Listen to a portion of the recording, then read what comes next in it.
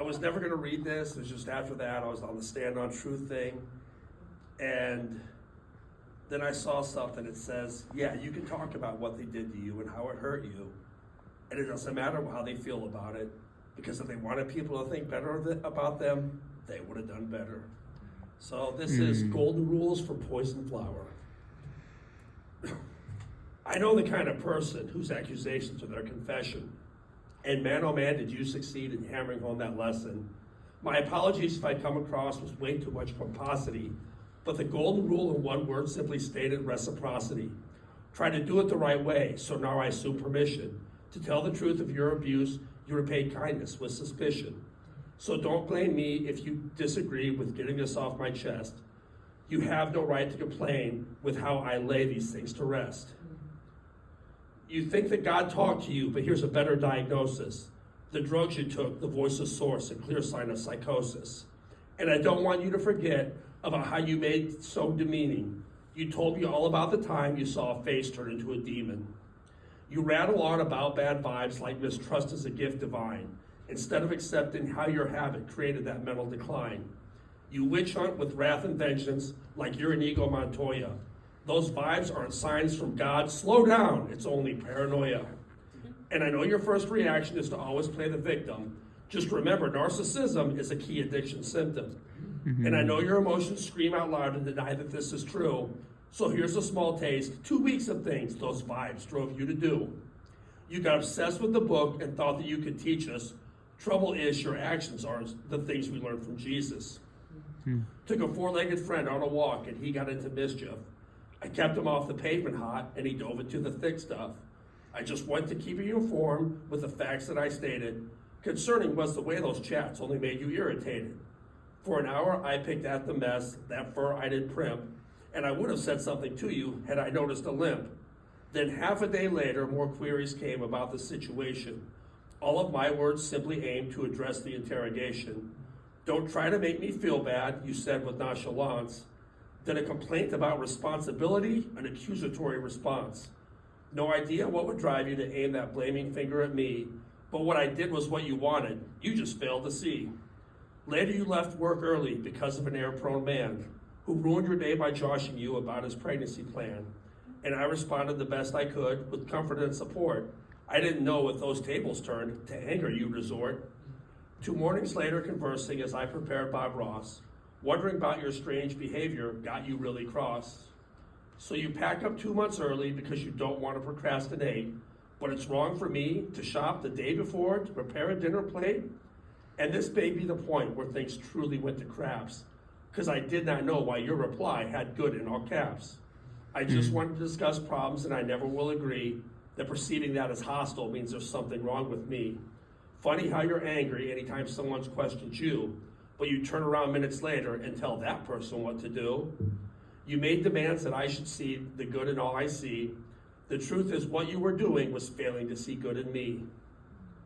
Too selfish in your own feelings and certainly not acting nice. You were the one that truly needed to take that life advice. Let the gaslighting slide, went on with day, gave space to cool off. Took you only one day to once again persecute me with a scoff. I voiced concerns for my safety, things appeared a marital dispute. There was no valid reason to assume I was being a judgmental brute. And I need a note from the past to stick into this plot. Because once you called someone ghetto because she almost got shot, what gives you the right to judge the thoughts that pop in my head? Past the boundaries of sanity did your abusive critiques tread.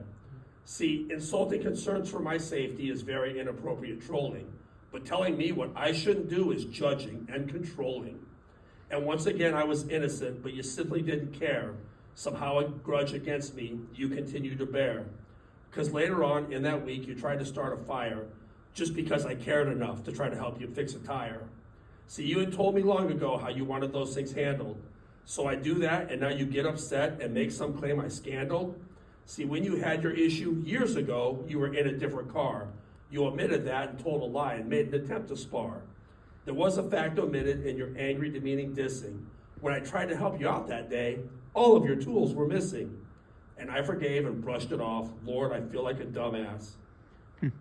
Can't talk things out, just put friends down, you narcissistic jackass. But later I went to play some golf. Here's another problem causation. You made snide comments on car pairing for narcissistic triangulation. Funny how you always do that, manipulate to cause confrontations. You're always talking behind someone's back with derogatory observations. And your anger made you judge the direction I drove on the grass, while you remained oblivious to the old man only staring at your ass. Confused by your new attitude, obsessed with throwing salt, and twisting everything around, making things my fault. Steak night for dinner, later up, I set up and got to grilling. You offered no help, and to my attempts to talk you were unwilling. Because a few days later, a photo stirred a breakthrough with my sister.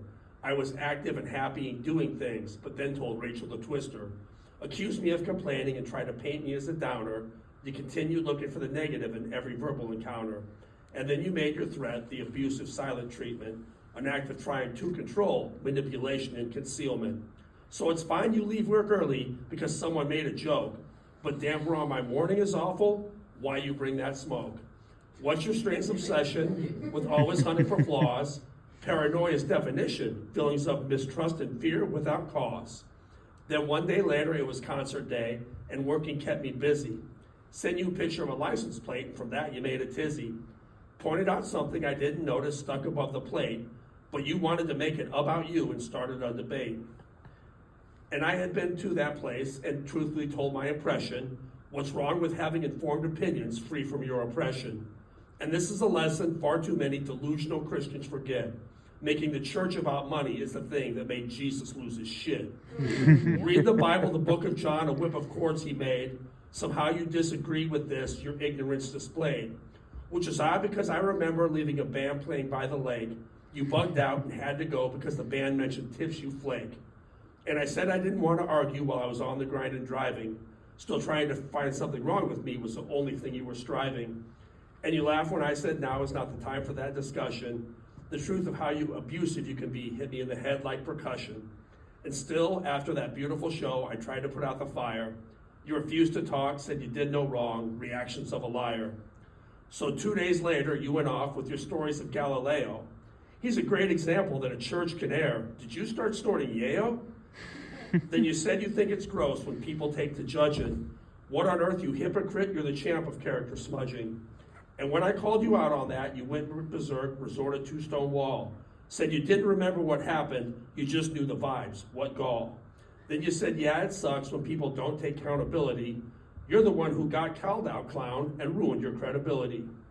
So you twisted things in your head, created a lie about attraction, used manipulation techniques, put the focus on their reaction. So what to do about this mess? Use golden rule for the answer key. Found out you took those pills again and did what you would do to me. If that's not enough to make it right from the one you once called brother, you had no problem reaching out to someone's significant other. So you had no memory, acting strange on pills and hearing voices. You need to hear my side of things before you criticize my choices. Being right doesn't come from your faith nor your feelings, fool. It's all about how you treat people and can you apply the golden rule. So be mindful of your actions when you abuse, dismiss, and taunt, because all you're telling the world is that's the treatment you want. These are the problems that you caused, presented documentary, and I know how it all started because of loss of memory. So the biggest lesson that you need from your abusive dealings, if you want to get your memory back, stop thinking with your feelings. You want to play the savior and preach when you need to make amends. Instead of invoking Peter's denial, look how you betrayed your friends. Important note to remember if hearing this sent you through the roof, thank God you did these things through text. Appreciate the proof. It's time that you accept the truth and let denial die, because emotions can mislead you, but I have not told a lie.